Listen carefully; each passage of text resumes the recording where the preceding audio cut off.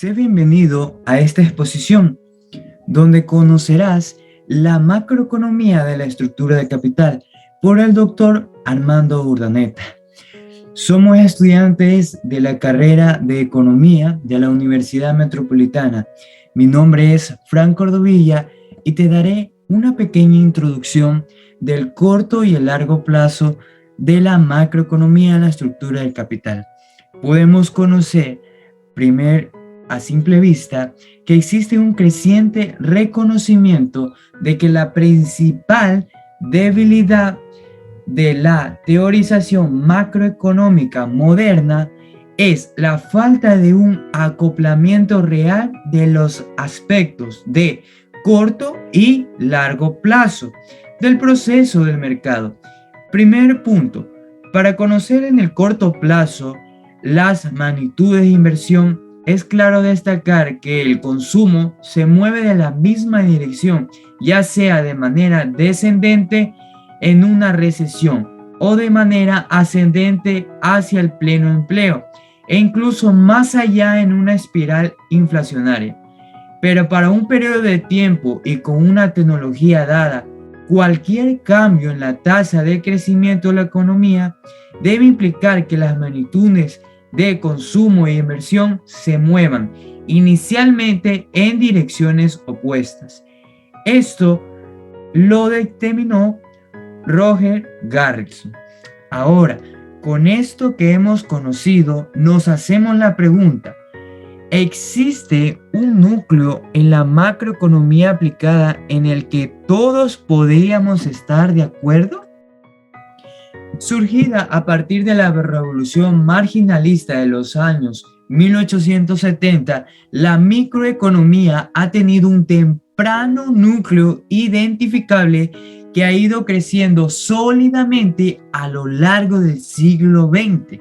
Es claro destacar la historia de este punto para contemplar el tema a destacar en esta exposición. Dice además: por el contrario, la revolución keynesiana que empezó en los años 30 condujo a una macroeconomía que carecía al menos en una determinada perspectiva de un núcleo básico. Es decir, que había una importante carencia en el núcleo de la macroeconomía en la falta de conexión real entre el corto y el largo plazo, puesto que el corto y el largo plazo estaban contenidos uno en el otro. Puede pensarse que no pueden ser completamente independientes. Esto denota lo que dije anteriormente, que fue expresado por Roger Garrison. Ahora, podemos conocer que en el corto plazo las magnitudes de inversión y consumo se mueven en la misma dirección, las dos hacia abajo en la recesión o ambas hacia arriba. Valga la redundancia, hacia el pleno empleo de la misma dirección e incluso más allá en una espiral inflacionaria. ¿Pero qué es una espiral inflacionaria? Bueno, una espiral inflacionaria o espiral inflacionista es un fenómeno económico que provoca una serie de concentraciones de incrementos en los precios de los factores productivos que afectan a los índices de precios y a los salarios, generando una espiral de lo que es muy difícil salir.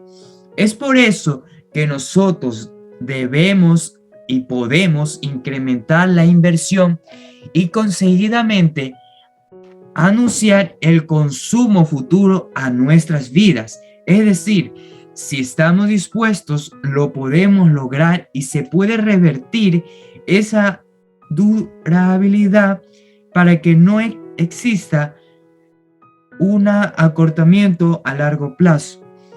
Podemos destacar que en la medida en lo que estemos a renunciar al consumo actual es donde vamos a obtener el beneficio satisfactorio. Además, cualquier cambio en la tasa de crecimiento económico debe ocasionar que las magnitudes de consumo e inversión se desplacen inicialmente en sentido contrario una y otra. Además, Tenemos tres puntos a destacar en el corto y largo plazo. Podemos decir primero que se puede aceptar o encontrar una utilización práctica de una macroeconomía en la cual tenemos estos tres puntos. Primero, el consumo y la inversión siempre se mueven juntos en el corto plazo. El consumo y la inversión no pueden estar separadas, no puede una comenzar primera que la otra, siempre deben ir de manera igualitaria. El segundo punto es en que las dos magnitudes deben moverse en forma opuesta ante los cambios de la tasa de crecimiento de la economía. Esta va siempre a depender de los cambios de la tasa de crecimiento de la economía que se vaya a establecer trimestralmente. En el tercer punto podemos conocer que para que el largo plazo surja como una secuencia continua de cortos plazos. Esto quiere decir que se debe tener en cuenta el largo plazo de una manera secuencial, prefiriendo y satisfaciendo las necesidades de cada persona. Y por último, podemos conocer en esta introducción que en el corto y largo plazo, según lo que dice Keynes, cuya teoría dominada por la demanda, nada nos ofrece en relación con un acoplamiento real, sino que simplemente llama la atención sobre los movimientos a corto plazo de las magnitudes macroeconómicas, mientras concede escasa atención en las verdades fundamentales de la economía clásica. Vemos que Keynes detalla la teoría dominada por la demanda, que esta no nos ofrece relación de un acoplamiento real, sino que esta es un llamado de atención simplemente en el corto plazo para dirigirnos y acoplarnos en el largo plazo.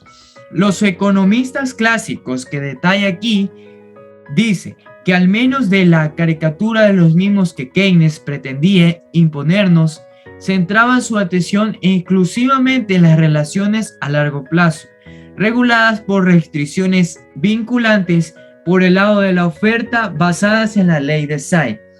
En esta teoría podemos conocer que los economistas clásicos citaban lo que Keynes había establecido, pero de una manera diferente, no refiriéndose y centrándose en el corto plazo, sino ellos enfocándose en el largo plazo, mirando hacia el futuro. Podemos conocer además que el acoplamiento Haykiano toma la forma de la teoría del capital, es decir, la teoría de una estructura de capital que se desarrolla en el tiempo y en diversas etapas, enunciada por Carl Menger y desarrollada por Eugen von Baumgartner. Y esto ha sido todo.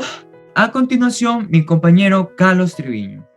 Muy buenas, a continuación sigo con el tema que trajo un nombre. Podría decirse que la economía del trabajo, que es el objetivo del moderno análisis renta-gasto, y la economía monetaria, que pone el acento en la tradición de la teoría cuantitativa, se han visto empujadas fuertemente hacia el terreno de los rendimientos marginales decrecientes.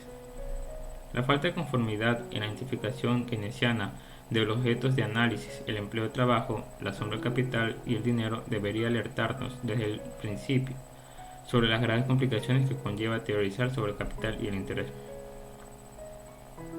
Décadas de controversia han demostrado que la relación entre el tipo de interés y el capital y el dinero no es sencilla. La macroeconomía basada en el trabajo. El empleo del trabajo es lógica y temporalmente previo a la creación del capital. Los bienes del capital, después de todo, son producidos por el trabajo. Aunque el uso del trabajo en las economías modernas está facilitado por un medio de cambio comúnmente aceptado, el uso de dinero no es prerequisito fundamental. La remuneración del trabajo explica una gran parte de la renta nacional, incluso en las economías más capital intensivas. Las ganancias y los gastos de los trabajadores dominan en el modelo circular de la renta. La macroeconomía basada en el dinero. Es la utilización del dinero la que sitúa la macro en la teoría macroeconómica. En el contexto del sistema de trueque, es difícil incluso imaginar que la economía pudiera experimentar variaciones en las condiciones del mercado que tengan repercusiones amplias en el sistema económico. El suministro de dinero, incluso en las economías más descentralizadas, la actividad de una autoridad central. Este centralismo institucionalizado se transforma directamente en un asunto central de los macroeconomistas. Empleando la terminología de Ragnar Frisch, fue el primero en introducir en 1933. Podemos decir que los asuntos monetarios son tanto impulso como mecanismo de propagación. La macroeconomía basada en el capital. Tener en cuenta la estructura del capital permite que el factor tiempo entre en la teoría de una forma fundamental y específica. El campo da al dinero tiempo para causar problemas. En una economía de trueque no hay dinero que cause problemas. En una economía pura de intercambio no hay muchos problemas que pueda causar el dinero. Los problemas que caracterizan a las modernas economías capital intensivas, particularmente los episodios de expansión y depresión, pueden analizarse mejor con la ayuda de una macroeconomía basada en la teoría del capital. Un ejercicio sobre las estructuras comparadas. Primero, la teoría de la expansión y depresión se convirtió en una macroeconomía basada en el capital. Segundo, la labor de exponer y defender una macroeconomía austriaca basada en capital requiere de una similar macroeconomía keynesiana, basada en el trabajo, con la cual comparar y contrastar aquella. Tercero, en la medida en que progresa la macroeconomía de base monetaria, es prácticamente una estructura independiente. Cualquier modelo que se apoye en la cantidad de dinero, el producto, el total de la economía y el nivel de precios puede emplearse para expresar la proporción esencial de monetarismo. Cuarto y último, es posible distinguir dos tipos distintos de monetarismo. Uno que ofrece una teoría de la expansión y depresión y otro que niega, sobre bases empíricas, que la secuencia expansión-depresión requiere nuestra atención. A continuación sigue mi compañero Harrison Herraiz. Muchas gracias. Bien, yo les voy a dar lo que es el punto de partida y forma de argumentar. La contribución de Hayek al desarrollo de la teoría del capital suele considerarse como su logro más fundamental y fecundo. Su pionero análisis del equilibrio intertemporal de los precios y los movimientos en el valor del dinero proporcionó las bases y la inspiración para muchas posteriores aportaciones. Esto tiene triángulos de diferentes formas que suministran una apropiada y muy estabilizada forma de describir los cambios en las pautas intertemporales de la estructura del capital de la economía. Hayek menciona tener 3 planes para una exposición más completa e indica que su teoría del capital tendría que ser desarrollada con mayor detalle, adaptada a las complejidades del mundo real antes de que pudiera servir como base satisfactoria para teorizar sobre las fluctuaciones cíclicas. Mientras las relaciones comparativamente simples de la teoría keynesiana del capital atraían la atención de la profesión económica, las complejas relaciones inherentes a la teoría austriaca. Los triángulos de Hayek nos permiten exponer gráficamente que existe una estructura del capital y que su perfil intertemporal puede cambiar. Los triángulos dejan fuera muchas cosas, pero a pesar de su complejidad, también lo hacen forzadas figuras de algunos fragmentos de la teoría pura con la que se pretende prestar algún apoyo al capital duradero.